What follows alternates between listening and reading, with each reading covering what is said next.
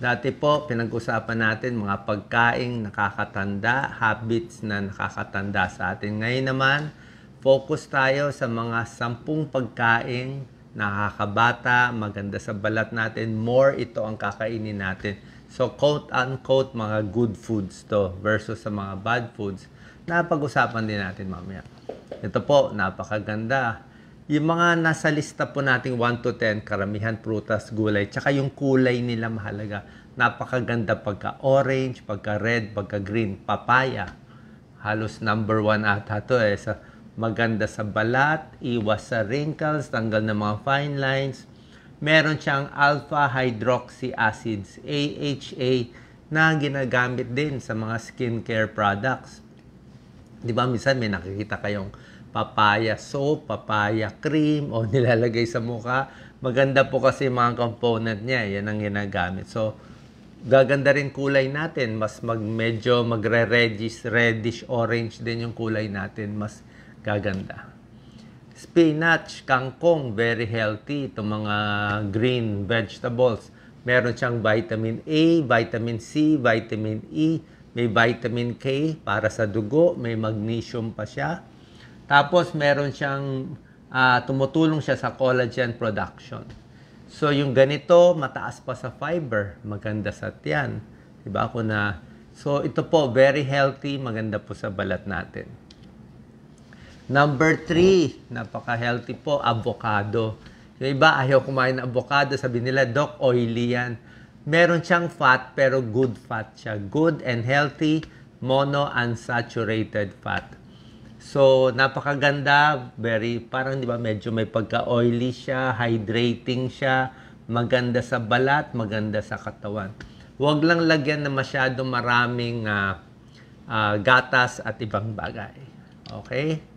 Sweet potato, tulad na sinabi ko, ganda ng kulay, oh. So, kamote, okay?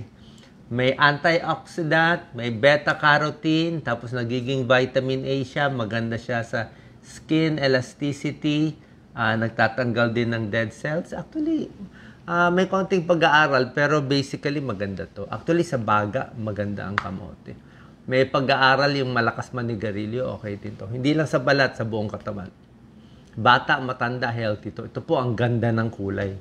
Damihan lang ang kamatis. Minsan, pag walang ulam, kamatis lang. Diba? Napakaganda. Tulad ng sinabi ko, very colorful.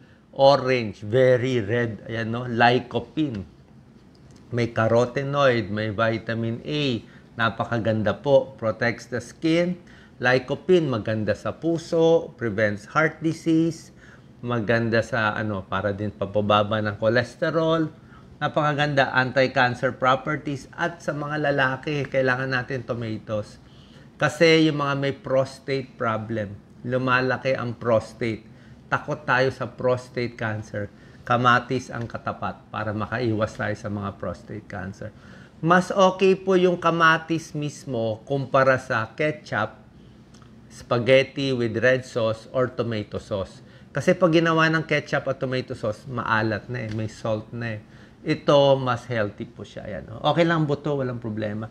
May isang medical study, tiningnan nila yung kumakain ng lycopene-rich foods ng kamatis, sinamahan ng vitamin C, vitamin E at soy, mas hindi kumulubot ang mukha nila after 15 weeks. Carrot, favorite ko po to. Pampahaba ng buhay. Mas maganda, wala pang cancer, lalo na sa kababaihan, wala pang breast cancer, kain na tayo ng carrot. Mas okay ang carrot for cancer prevention habang wala pa yung sakit kaysa yung may sakit na.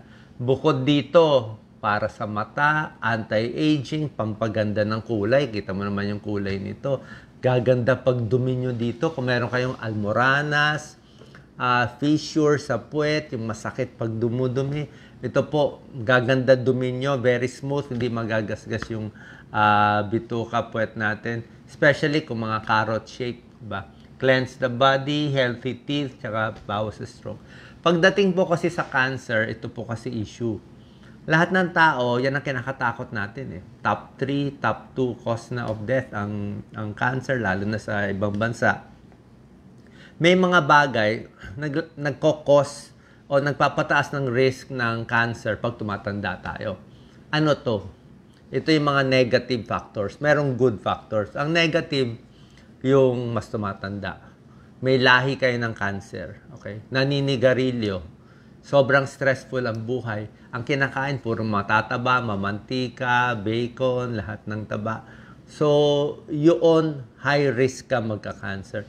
Pero pag mas healthy, mas nag-exercise, mas ito kakainin mo, mas mababawasan yung risk. So, yung mga cellula natin, hindi agad magbabago. Hindi natin alam bakit yung normal cell natin, let's say, normal cell sa babae, sa breast, bakit bigla nagiging cancer? O sa lalaki, sa prostate, sa lungs, bakit bigla nagka-cancer? Tapos, laki na ng laki yung cancer cells hanggang masira ang organs, mamatay yung pasyente, di ba? So, ito yung mga nakaka-prevent. Dagdag tayo sa good, bawas tayo sa bad foods, tsaka sa mga smoking. Next, green leafy vegetables, sobra ganda. Ang kumakain ng green leafy vegetables, lalo na yung mga vegetarian, mga Adventist, 10%, 3 to 10% less cancer risk. Mas mahaba buhay, mas di namamatay sa cancer. Kung may nakitang bukol-bukol, ang mga taong kumakain ng gulay, pag chinek mo, benign, hindi siya cancerous. Yan, no? Maraming micronutrients, sobra daming, kahit anong klaseng gulay, ampalaya, talbos, contains fiber, gaganda pag dumi nyo dito. Pag dumaan niya sa bituka, parang walis yan winawalis niya yung dumi. Less bowel cancer, less colon cancer. Papayat ka pa kasi hindi siya matamis papayat. O low cholesterol. May protina. May protina din ng gulay. Mataas sa fiber, gives energy, hindi nakakataba at maganda sa balat. Sobra ganda. Number 8, pwede ang cocoa, dark chocolate, yung more than 70%, yung medyo mapait. Kaya lang, konti lang kakainin mo, mga 30 grams lang yan. Huwag yung marami, kasi masyado lang matamis Mga ganito lang karami. May flavonoids, good for the heart, pag pa-konti-konti. Number 9, isda. Okay, fatty fish, kahit anong isda, bangus, salmon, tilapia, sardinas, ano yung gusto natin. Huwag lang masyado yung mga tuyo at daing kasi masyado maalat Bawas lang.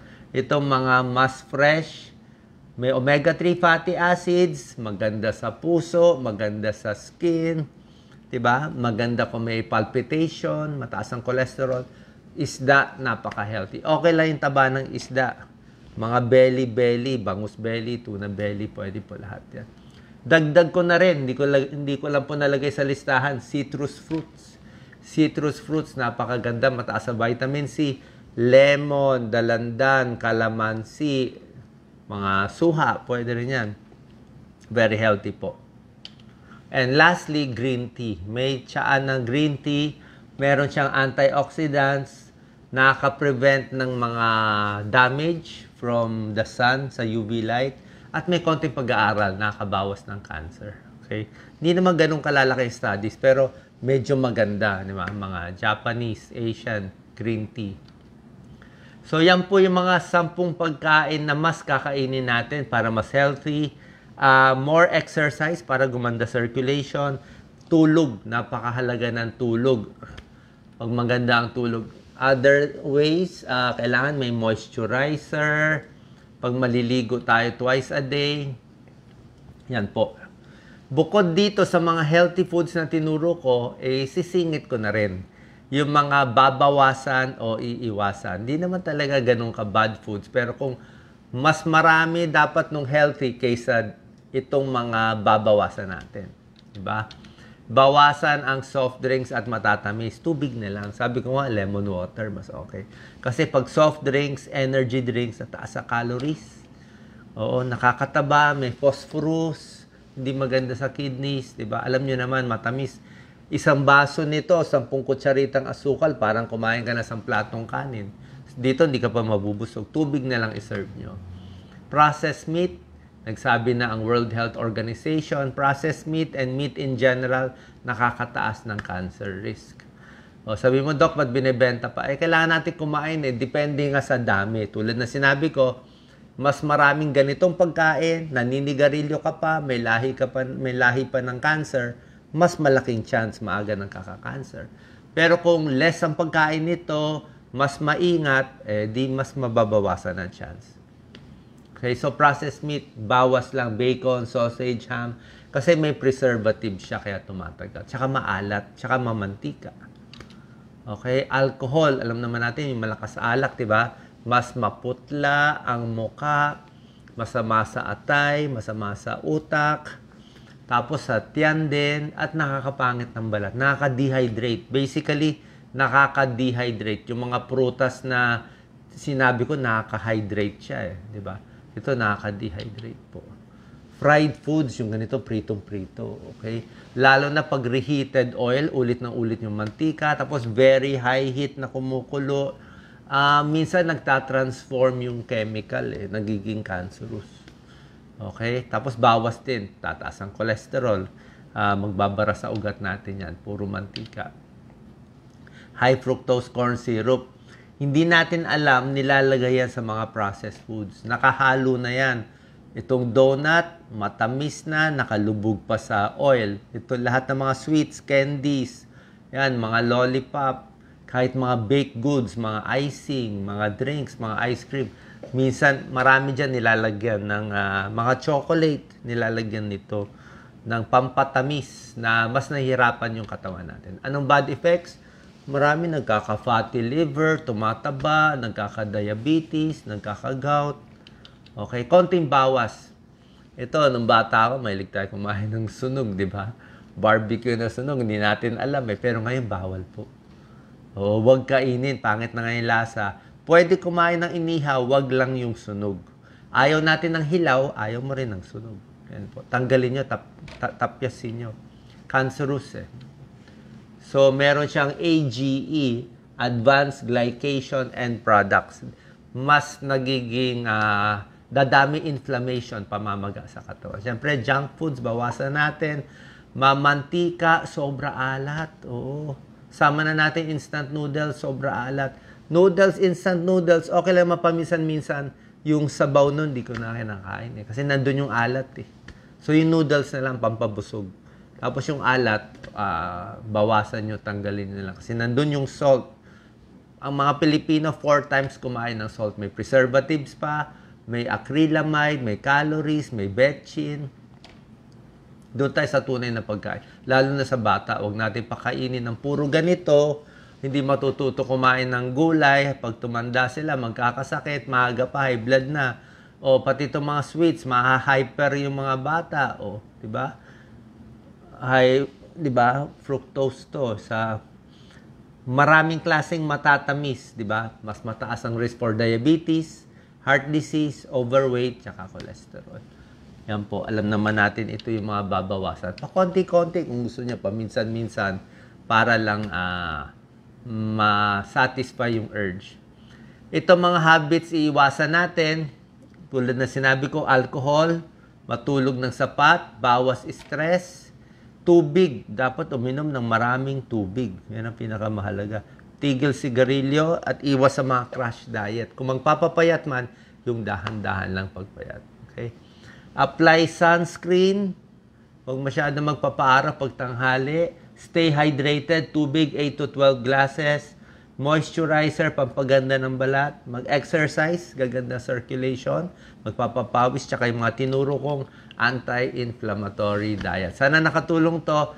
Focus tayo sa mga good foods na mas healthy para sa atin. Salamat po.